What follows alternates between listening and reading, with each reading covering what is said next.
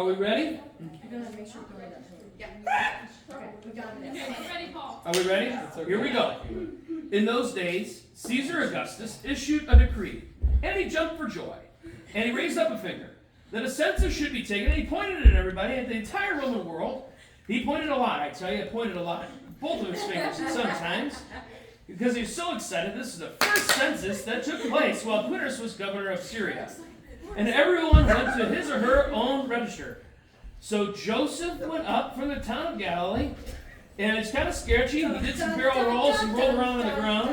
Because he belonged to the house, he got pushed around a little bit by Caesar.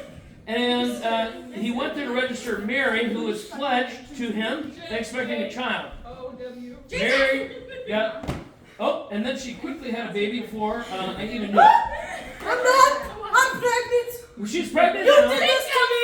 Uh-oh, they had some... Pay the taxes. Some marriage issues along the way. Lots of debate. A little bit of crying.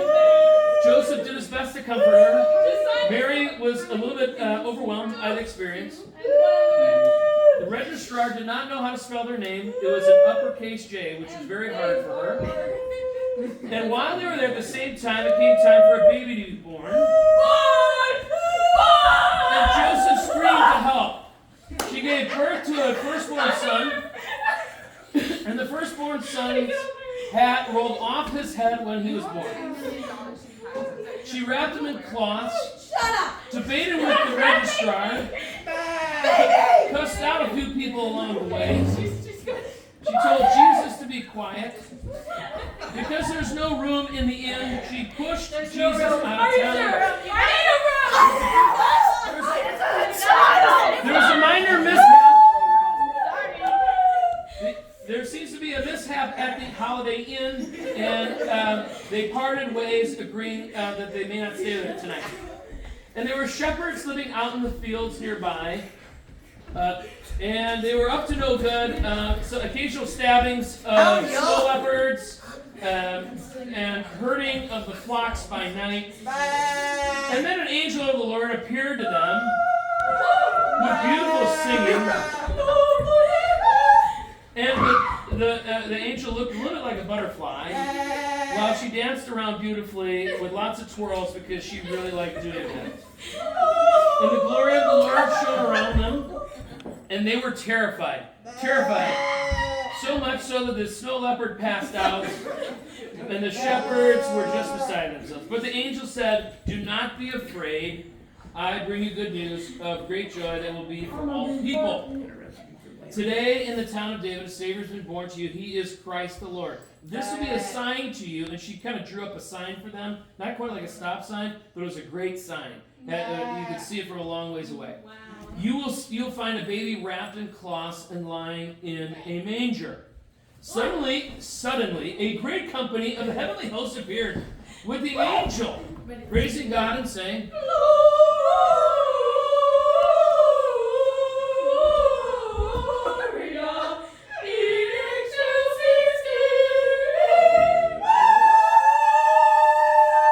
As you can tell, a beautiful musical broke out just at the right time, and the angels had left them, gone into heaven.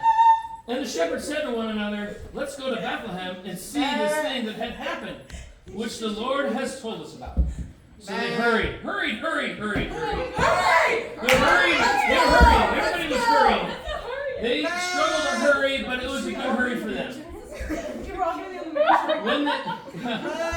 So they hurried to find Joseph and Mary. The arguing had stopped, a little bit of lamenting. They were piled up like a dog pile. They spread word concerning what had been told them about this child.